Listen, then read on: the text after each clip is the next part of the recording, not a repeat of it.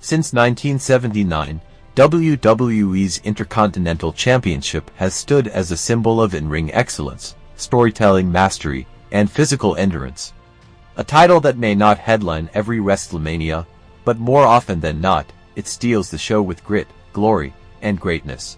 For decades, it's been the platform where legends are built, workhorses thrive, and unforgettable matches are born. This is the story of WWE's most respected title, the Intercontinental Championship. The journey began in September 1979, when WWE crowned its first Intercontinental Champion, Patterson. Though the legendary tournament in Rio de Janeiro never truly happened, this storyline origin gave the belt an immediate air of mystique. Throughout the early 1980s, the title passed through the hands of pioneers Pedro Morales, Don Muraco, Tito Santana, and Greg Valentine. Each reign added a layer of credibility, transforming the belt into a serious accolade.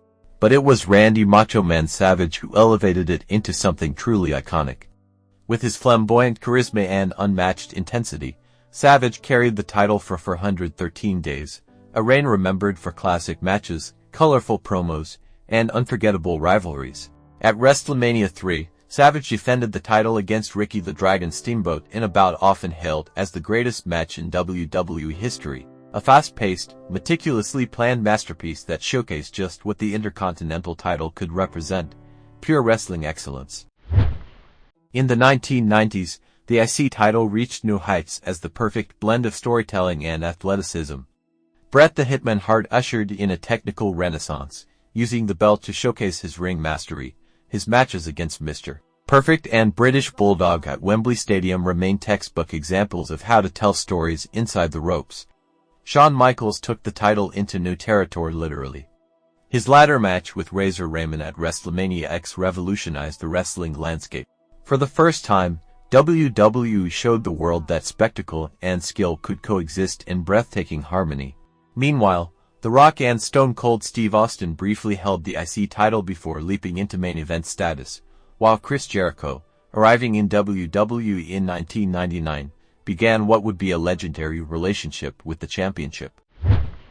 As WWE transitioned into the ruthless aggression and reality eras, the Intercontinental title continued to adapt. Stars like Rob Van Dam, Edge, Christian, and Jeff Hardy added excitement and high-flying charisma to its lineage. Each title match became an opportunity to elevate rising talent and give them time to shine. But no one personified this resurgence like The Miz. Debuting as a reality TV contestant turned wrestler, The Miz defied expectations. From 2010 through 2018, he transformed the IC belt into his signature accolade. With 8 reigns, including several standout performances on Raw and PPV, Miz brought promo fire and character depth to the championship. His feud with Dolph Ziggler in 2016 culminated in a title versus career match at No Mercy, a heart-pounding encounter filled with raw emotion, personal stakes, and dramatic near-falls.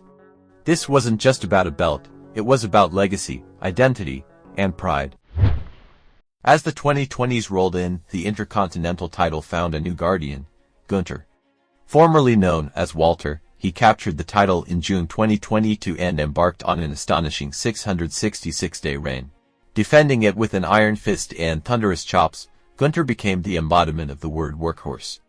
Every match was a war, every defense a statement. His reign brought stability, significance, and respect back to the championship, raising its profile across Raw, SmackDown, and premium live events.